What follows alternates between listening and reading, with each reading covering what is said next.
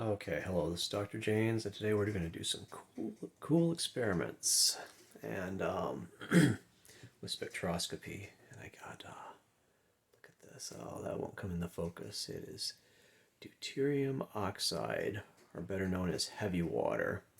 And so let's say that you want to make your own heavy water or something, which I may be doing in the future because heavy water is a really great thing to have. It's a great source of fuel, especially if you want to do nuclear experiments. And let's talk about what heavy water or deuterium oxide is. Deuterium oxide is two deuteriums and one hydrogen, or I mean one oxygen. Two deuteriums and one oxygen. So it's like water. Water is protium, or single weight hydrogen. Deuterium is double weight hydrogen combined with a regular oxygen. So the extra weight comes from neutrons, and neutrons is what you want when you're going to do some nuclear chemistry. So the heavyweight hydrogen, deuterium, has one proton and one neutron, so it makes it twice as heavy as normal water. And it behaves a little bit differently chemically. It has a different freezing temperature. It freezes a little bit warmer and a little bit different evaporation temperature. And when you do electrolysis, they separate. It's the light water, or the light hydrogen, comes off a lot easier than the heavy water because it's more tightly bound to the oxygen. And it also has a different bond angle. You know, I think what is this, about 160 or something like that. The angle between the two hydrogens on heavy water is a little bit bigger angle. And actually, so I'm looking for a way to tell the difference between the two, and I want to do spectroscopy because if I'm separating heavy water and I want to know if I'm making progress. Is it, some kind of quantifiable diagnostic? Now, I know that if you take heavy water, let's say, I don't recommend doing this a lot. Let's get our vial back out of heavy water. And people said it tastes sweet. And I actually tried it. You take a little tiny drop, because this is super expensive stuff. And it does taste sweet, where normal water doesn't taste sweet. So for some reason, it causes a different chemical reaction, because normal water is inert, with your taste buds, which is very interesting. And of course, there's different ways they separate out heavy water. You can evaporate it because it has some separation factor that way, but the separation factor isn't too high. Electrolysis is super high, but I was doing some electrolysis experiments before, and my problem is creating electrodes that can last, because heavy water is only like 1 part in 3,000 or 1 part in 6,000. It's very, very low. So you have to electrolysize a lot of water to get heavy water. At the Can-Do plant in Canada, they use, I believe it's sulfur, hydrogen, and they bubble it through water, and they change the temperature, and the deuterium is more likely to go into from the water to the sulfur at one temperature, and then vice versa at the other temperature. So they have towers at different temperatures, and they cycle it back and forth. They have different, basically they concentrate it more and more through different stages, and that's how they make their heavy water. They determine that that's the best way for them to do it, but I don't have $1 billion to make a giant hydrogen separation plant. So anyway, I have some other ideas for separating deuterium, or heavy water, from normal water, which is great for fusion, right? You can get fusion energy. Fusion neutrons coming off of that is very high energy. You only need about 10 kV, or I guess it's more efficient if you go up to higher voltages. Some of the fuser people are talking about 100 kV or something like that. It gives off a lot more neutrons. So you can use this, with tritium. Tritium is impossible to get, basically, but actually, you may be working on that too, but I can't talk about that. So, you can do fusion with deuterium, though, and fusers operate between, and I have a fuser video that I did a while back with actually heavy water in it, measuring neutrons, between 10 kV and 100 kV. And when you go up to the higher voltages, you have to have lower pressure in there because it will arc. Anyway, I'm getting off topic. So we would like to do today, we're going to do some spectroscopy on heavy water and see if we can, I did a video a little while back about $99 spectrometer, and I use that for a lot of stuff, and we're going to use it today to do some absorption spectroscopy of light water and heavy water through a quartz crucible. And I'm using a crucible, a cuvette. Let's take a look here. There's a cuvette, and it's actually clear. Oh, I'm getting my hand grease on the clear side. So quartz has less absorption than glass. It's very pure. You know, glass has impurities in it. Quartz is just silicon dioxide, basically. And so it can pass a lot broader range of optical frequencies, infrared and UV, without absorption. So it's great for doing absorption spectroscopy because it doesn't absorb the light for you. You want to just have the stuff you're trying to measure absorb the light. And so I'm going to put some light water in those crucibles and then heavy water, and we will measure, see if there's a difference between the two. Because I've looked on the internet, and they said that heavy water should be more transparent in the infrared, so that the low frequency bands of the light. And we'll see if that's actually true or not, and see if we can use that to determine how much content of heavy water we have if we're doing some separations. Should be interesting.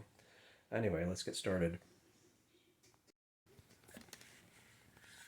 Okay, here we go. So here is my part that I 3D printed to do my spectroscopy. And again, I want to mate it to this flashlight and my spectrometer and some cuvettes that I have. So let's just clean this part up, because there's really no good way to print this without having build material. This is my build material here. Let's just get that out of there. Oh, come on.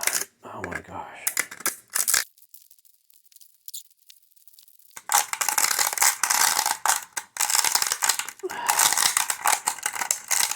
Okay, there we go. I have to clean that up a little bit, so there's a place to put the cuvette in there, and we have to put some tape or something over this side here to prevent light from coming in on that side. Anyway, wow.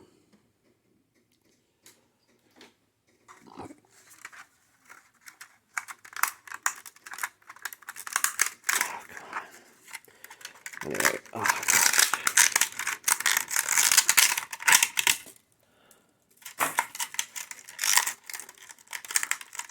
let me work on this and clean this part up. Okay, let's try to test fit these parts. So this is supposed to hold the spectrometer here in place. Oh, come on. Ooh. Like so. So the slit will be there. And then we have a cuvette. Actually, maybe I should unwrap this. Okay, so the cuvette would slide in there. And then, let's see if our flashlight hopefully fits in the last position here. Oh, there we go. And there is our spectrometer. Look at that. Okay, I don't know, good place because I got so much junk in the background. So that's what our spectrometer is going to look like. Very cool, huh? And we'll have to test this out and see how well it works. Okay. Come on. Anyway, here's the cuvettes that I ordered. Just take a look here. And they come with little tops, and I took one out already. I'm just unwrapping it. And I'm just going to handle it from the sides. this should be quartz, so we can transmit infrared through there. A place to pour fluids down inside. And again, the cuvette goes into our spectrometer like so. Okay. And let's just give this a test, and we'll see how this thing works. So let's chunk out of the way. There we go. Okay. There's our absorption spectrometer. I'll turn this around so the button is on the top, so we can turn the light on and off, and we'll test this thing out. Okay, we'll get our laptop going.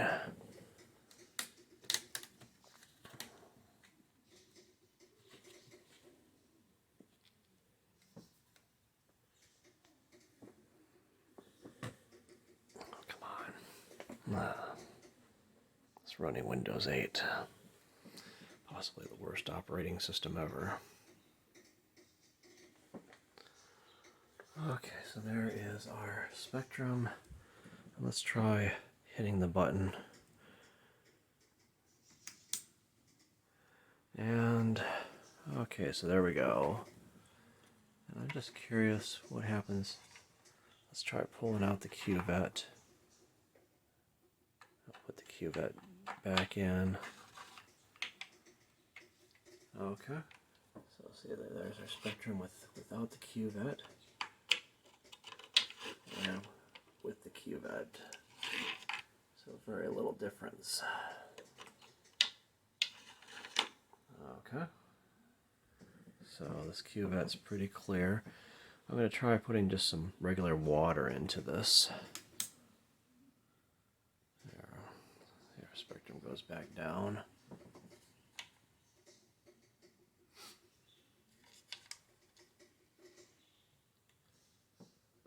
Okay. Let me just check this out. Turn the light on. See if outside light interferes. So most of that light is coming from our flashlight. So I was wondering if I had to cover up this little area on the back, but I guess maybe not, because it doesn't seem to be affecting that much. Okay, let's try putting some water in there. I'm going to put reverse osmosis water into this cuvette, and we will see what our spectrum looks like. Absorption spectrum.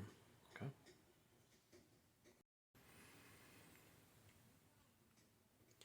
Okay, so I filled one of the cuvettes with normal reverse osmosis water, and we'll turn this on.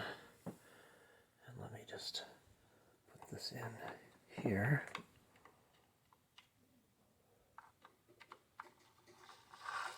Okay. We'll see if we notice a difference in the spectrum. Look at that. Okay. And here's our spectrum. I'll pull it out. Let me turn off this light. Put it in. Okay.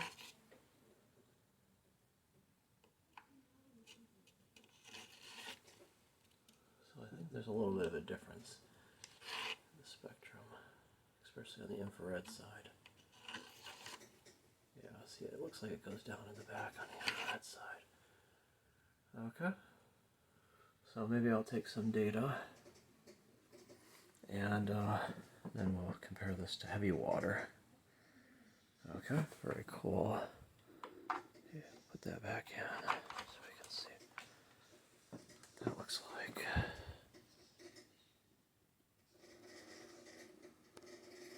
There's their sample right there.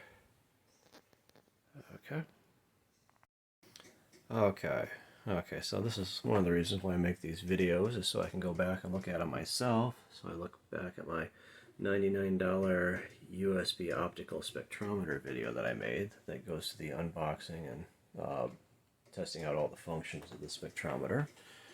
And so I think I remember how to save things now.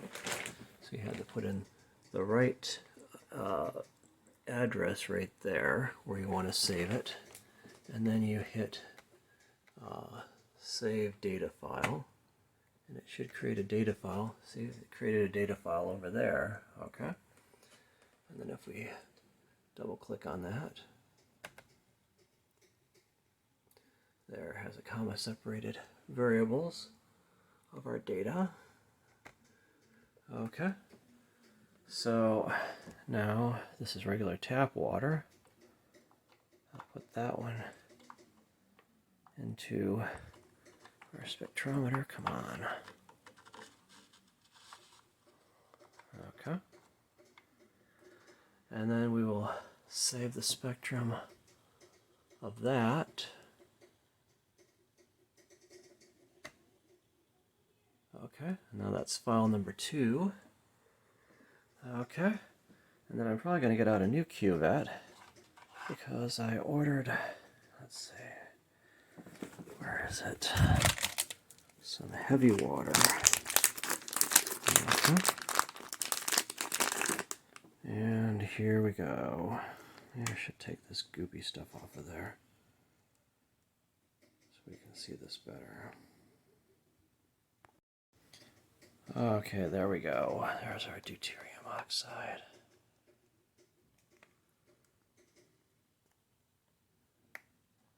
See if we can read that deuterium. Very cool. Okay, and I'm going to put some of that in a cuvette, and we'll measure that and see how that looks. We'll compare the spectrum in a little bit. Okay. Okay, so we'll put our deuterium oxide into one of these cuvettes, and I'm going to use 2 hands because this stuff is too expensive to mess around with. Okay. And we'll take a measurement of that quickly, and then I'll stick it back in the bottle if I can. I'm not sure if the surface tension is different than water, but I am not able, oh, that's bleaching everything out, to, oh, come on, why won't you focus? Okay, I'm not sure if the surface tension is different than water or what the deal is, but I am not able to pour it out. It won't pour out. It's really something. This heavy water will not pour out. So I'm going to, I think, use a pipette here to pipette out the deuterium oxide and stick it into the cuvette. And this is probably a safer way to do it anyway.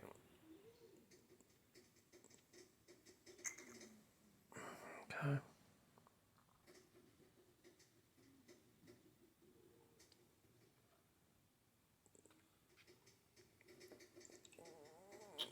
Oh gosh. And just want to make sure that well, yeah, I think I might have a different surface tension than normal water. Okay. And I will, oh gosh, turn our spectrometer thing back on again. We got our spectrum going. And I'll put this in there quickly. Okay,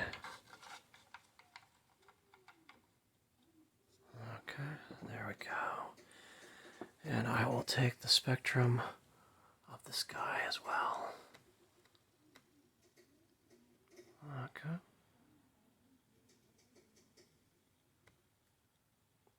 And there we go. There's our third file. So we can compare all 3 of them. So I took a data with just an empty cuvette, data with normal water, and then data with heavy water. Okay. And there we go. Very cool, huh?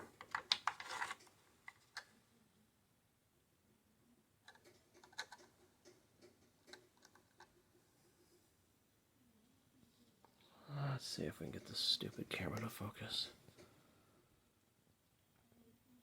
Come on. There we go.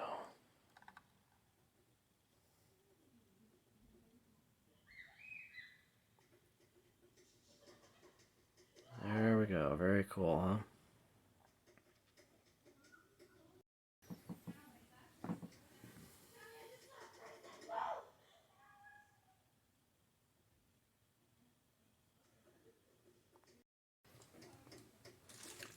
Okay, so I imported my data into Open, or I guess it's LibreOffice. It's one of those free spreadsheets, which I prefer over paying, these any ABS, anything but Microsoft, right?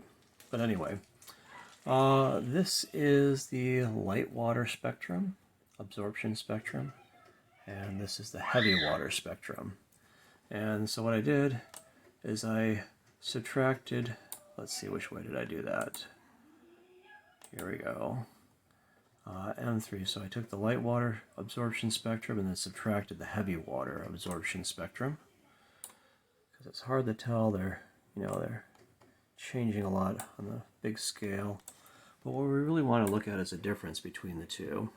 And we do see a difference. It looks like there's less absorption here, because remember, we're subtracting the heavy water. So maybe I should have inverted it. So there's less absorption here, and there's less absorption in the infrared. So it appears that this is a valid way of telling if you have heavy water or not, because if you take a normal spectrum and then you take a spectrum of a sample, if it has less absorption here in the infrared region, and it looks like in this region between 400 and 600 it has less absorption. This region, it looks like it's about the same. It's about 0. It looks like there's more absorption up in the UV for heavy water. So very interesting. So here's a diagnostic to tell if, in fact, you have a sample of, let's see, where did my little bottle go? Here we go. Deuterium oxide. Okay. Can I get that in focus? There we go. Deuterium oxide. That's the difference in the absorption spectrums of light water and heavy water right there. Very cool. Feel like we're actually doing real science, huh? So anyway, in conclusion, it looks like we'll be able to use this diagnostic to tell if we're making progress at separating heavy water. Very cool, huh? We're doing some fun stuff soon.